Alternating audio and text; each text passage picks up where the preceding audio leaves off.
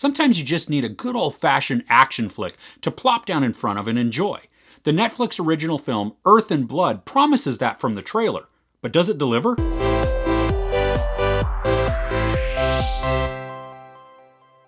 A sawmill owner has to protect himself and his daughter from drug dealers who have come to collect their goods, which are hidden at the sawmill. Now that's the simple premise, but there is more that goes into this 80-minute thriller. You have a group of thieves who steal a large cache of drugs, and they force somebody to hide these drugs at a sawmill.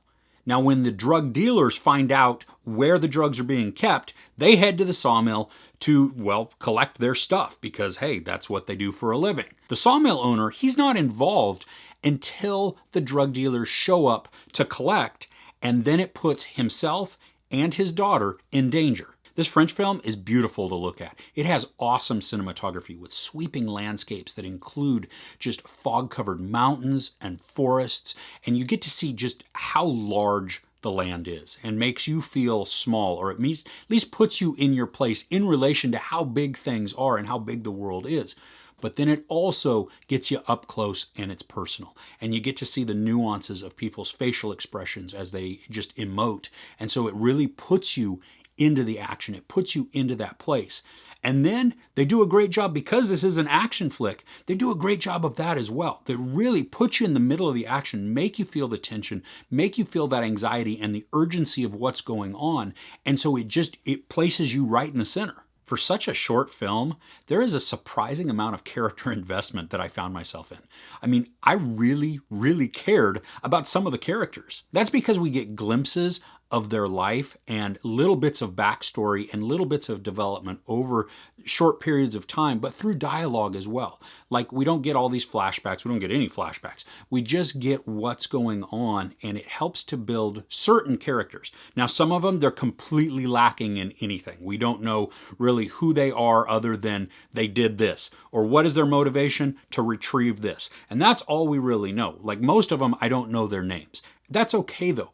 They're there for that action portion of this. But the ones that we are supposed to care about, we do get glimpses into their life. We get to feel who they are. We get to know slowly about them. And I think it's enough to really invest you into who they are so that you care about their outcome. Now, there are three characters that I really found myself invested in more than anybody else. You have the main character, Saeed. He is the father and the sawmill owner. Then his daughter, Sarah, and Yanis, who is a worker at the sawmill.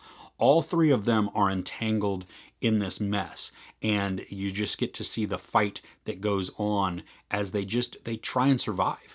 And I really enjoyed that part of it because it's almost kind of like a Western in certain things. I mean, I think a little bit like Magnificent Seven with much less people, where you have somebody in one spot and the rest of the group is coming, the bad guys are coming to take them over, take them out, whatever that happens to be, because they have something that the bad guys want. And that's kind of how this plays out as well. And that is an awesome concept and an awesome thing to watch because it's a lot of fun. The pace of the film starts out patient. Not slow, not meandering, not boring by any means, but measured. And then it increases and increases and increases in its pace, its urgency, its tension, anxiety, suspense, action, all of that. I mean, it is a steady increase that also works to just increase our blood pressure. And I loved it. I liked that the characters they felt convincing. I mean, in everything that they did, that they really, I believed that they were going through what they were going through. I believed the fear, the anger, the anxiety, all of that through their face, through their body language, through their breathing even. I mean, all of it it came through so well on screen. And I really appreciate the time that they took in such a short film to really push this across. One thing that I really also appreciate in this is Saeed and his decisiveness. He acts. When he's confronted with a problem or an issue, he moves. He doesn't sit there and try and convince or have a conversation with the antagonist, trying to talk them down. I mean, I think how many times do we do that in films or even TV where we see the good guy trying to talk the bad guy out of something or trying to talk him down, and it typically doesn't end well. I love that Saeed, no, there's no conversation, just go, just act. And that it works so well for this movie too, because it makes him super strong but without being like that superhero-ish or careless. He's not careless. I mean, he's very measured, he's very decisive and focused in what he's trying to do, and it feels very legitimate. Like if I were in that spot, I hope that I would act that same way, that there wouldn't be hesitation, that there would be just utter, I know what I need to do, and I do it. Now, could there be more development that was put into the story? Sure. But it's a lot of fun, and it's a quick watch, and it manages to pack a lot into that 80-minute runtime. I mean, I get tension, I get suspense, I get great action, and I'm able to sit there, watch it, enjoy it, and not feel that I was ripped off by lack of story. There's enough in there that I become invested. Yes, you could get more of this type of person, and you could get more development in this group, but ultimately, when it boils down, you have good guys and you have bad guys. And who are you going to root for? And what do you want the outcome to be? And will it glue you to your seat and not make you bored? One thing fun in this is that with one of the characters, they have an impairment. And the way that they use this impairment to really build some tension.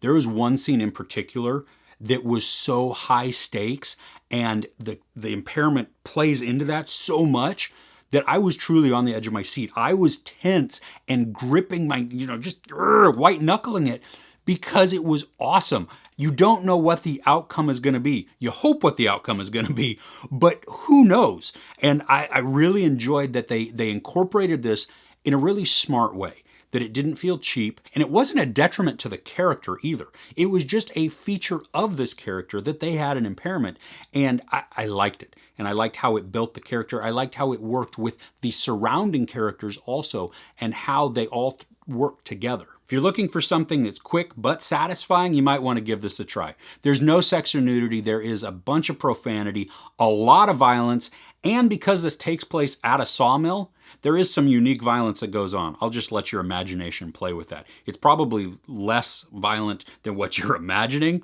but still, have fun in that imagination. I give Earth and Blood 4 out of 5 couches. So are there any good action movies that you're watching right now that you can recommend to me? Let me know in the comments below. If you enjoyed this review, please give it a like. Also, don't forget to share with your friends and subscribe. I'm Chris. This is Movies and Munchies. Thanks for couching with me.